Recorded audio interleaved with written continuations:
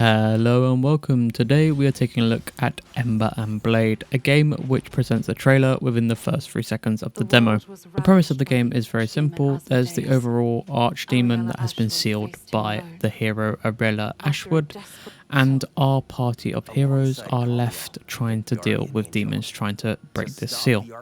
And I wonder where we've heard that before. The demo starts off rather strong with the introduction of our main character.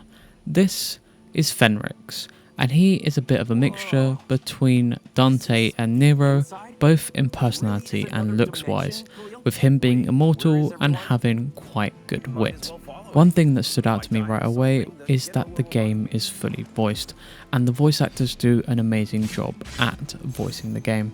The combat initially feels really good as well and rather fluid, with dodging and normal attack mechanics and a special weapon attack for each weapon. This game has its own twist on boons and special effects for the hero by providing it in the form of angels, with each angel having a different personality and different traits such as fire or lightning, for example. You can get these upgrades in 2 different ways, either by killing enemies and obtaining crystals to level up, or if you complete a special event, which is these trees within the level, select a trait associated with that angel completely for free. It normally takes around 1 minute to complete these trees, so they're not too difficult, and you can see at the top right corner how many trees you have left and how many mini bosses as well.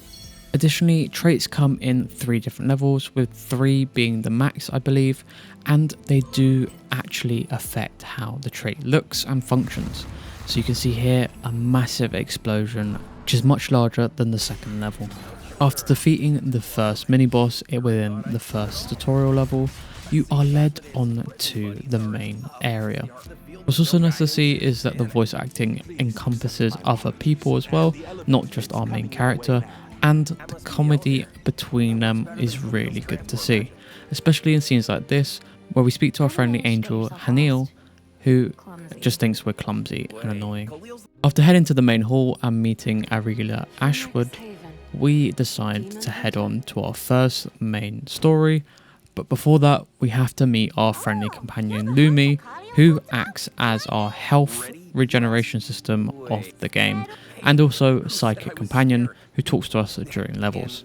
Once we reach down to our first main act and the level associated with that, we can see that there are a lot more things to do, especially with more trees and more mini bosses to find. Now, after being able to level up, I was introduced to this angel right here, where all of her abilities and traits are associated with gambling.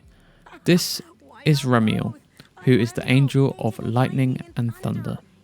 And literally, if anything has to do with gambling, this angel is involved. From having slot-based traits to cards to poker chips, it helps you clear waves and waves of enemies very, very quickly. And what makes this better is that you're not limited to one angel's abilities or traits during a run, and you can mix and match with things that you want. This is where Ember Blade really shines, is the creativeness of combos and the wildness of abilities as they level up to level 3. With the variety of different mini-bosses and the difficulty of trying to dodge and learn their attacks, this game is really fun. Bosses feel rewarding, with them actually being quite difficult and having to dodge as you whittle down their health, and you're rewarded with a shop after you defeat each mini-boss, being able to purchase different items and say hello to another friendly cat, also known as Shay. Shay's items are randomly selected each time you go into the shop, meaning you'll never know what might be there, so pick up what you want if you have the money to spare. Shay's items and the bonuses you get from leveling up and completing the charge trees help you clear waves a lot faster as they become ever so more difficult and increasingly more frequent, with more enemies appearing on the screen. Once you've picked up the abilities that you want and you've figured out that you can clear waves of enemies quick enough to not have any issues, you can then make your way on to the final boss of the level.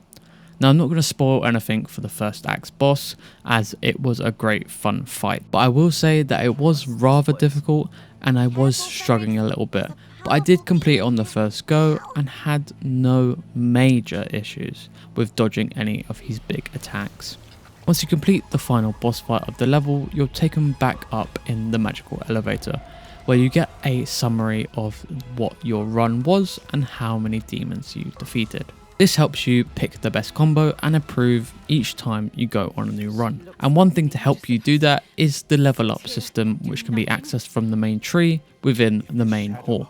This gives you a bonus to various stats such as attack increase or increase in health, and also unlocks new abilities to use during your playthroughs. You can also unlock this new relic system as well, managed by P, who is one of the golems that Ariella has. This allows you to recraft different relics to use within your runs, which are similar to sort of permanent run bonuses that you select before selecting a level and going down in the elevator. For example, this one right here, Birthday Cake, allows you to recover HP every time you level up.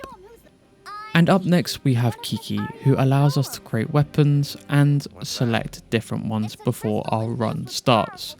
Now, weapons you create have different attack sets, meaning that you can swap up how you like to play. Whether you like to play with fast attacks like the daggers and use its special ability to go invisible and stealthy, a bit like solo leveling, or you want to go with the hammer and go hard. This game has something for everyone. Well, what do you guys think? Will you be trying to pick up Ember Blade when it comes out in full release? Let me know down in the comments below, and remember to like and subscribe for more gaming reviews and fun content, whether it be pop culture, cards, or anything in between.